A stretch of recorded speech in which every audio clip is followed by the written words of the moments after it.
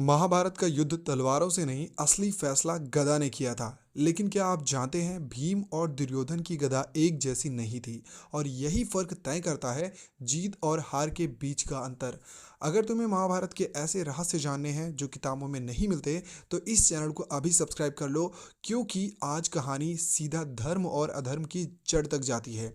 भीम की गदा का नाम क्या था? क्या तुम्हें पता है कि भीम की गदा का नाम कौमोदकी गदा था? ये कोई साधारण हथियार नहीं था। सबसे पहले ये गदा यानी कि ये हथियार भगवान विष्णु के पास था, और फिर वहाँ से भगवान बलराम, जी हाँ, बलराम के पास था, और फिर बलराम ने ही भीम को गदा युद्ध की शिक्षा दी थी, और उन्हीं के पास से ये भीम के पास आ गई। यही कारण था कि भीम सिर्फ ताकत से ही नहीं, तकनीक और धर्म से भी लड़ता था।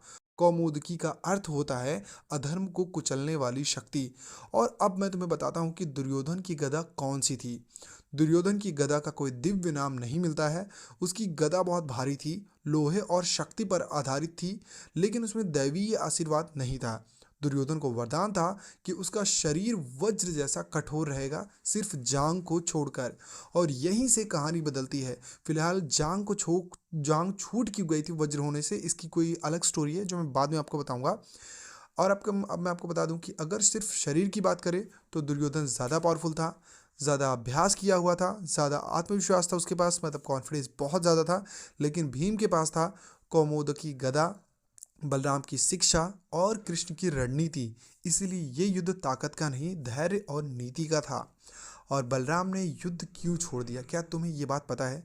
क्योंकि बहुत पहले की बात है, जब महाभारत में जब बलराम ने ऑलरेडी युद्ध करना बंद कर दिया था, मतलब उन्होंने छोड़ दिया था। जब भीम ने दुर्योधन की जांग पर वार किया, तो बलराम क्रोधित हो गए। क्यों? क्योंकि गदा युद्ध में कमर के नीचे नीचे वार निषिद्ध, मतलब कमर के नीचे आप नहीं मार सकते हो। और बलराम जानते थे नियम टूट चुका है, इसलिए वे तीर्थ यात्रा पर चले गए थे।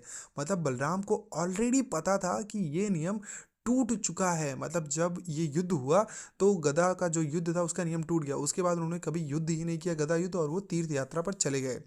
और आपको पता है कि भीम ने नियम तोड़ा या फिर धर्म निभाया? मतलब आप में से कौन कौन से लोग मानते हो कि उसने भीम ने नियम को तोड़ दिया, और कितने लोग मानते हो कि उन्होंने धर्म को निभाया? कमेंट करके बताओ।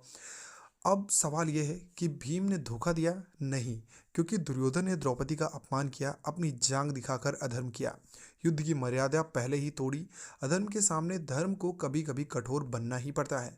और असली रहस्य, गदा सिर्फ हथियार नहीं थी। भीम की गदा धर्म की शक्ति, दुर्योधन की गदा अहंकार की शक्ति। और इतिहास गवाह है, अहंकार हमेशा धर्म के सामने टूटता ही है। अब मैं आपको बता दूं कि महाभारत हमें क्या सिखाती है। मैं एकदम स्ट्रेट फॉरवर्ड लाइन में बोलता हूं, तो महाभारत हमें ये सिखाती है कि सिर्फ ताकत होना ज़रूरी नहीं है, सही जगह पर ताकत का इस्तेमाल करना ज़रूरी है।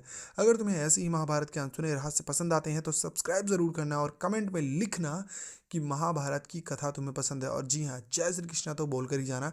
चैनल को सब्सक्राइब कर जरूर कर देना अगर तुम्हें ये वीडियो पसंद आई हो। और तुम्हें क्या लगता है कि मुझे अर्जुन का गांडीव या फिर कर्ण का कवच के ऊपर वीडियो बनाना चाहिए? तो फिर सब्सक्राइब करो और चैनल को बेल आइकन ज़रूर प्रेस कर देना।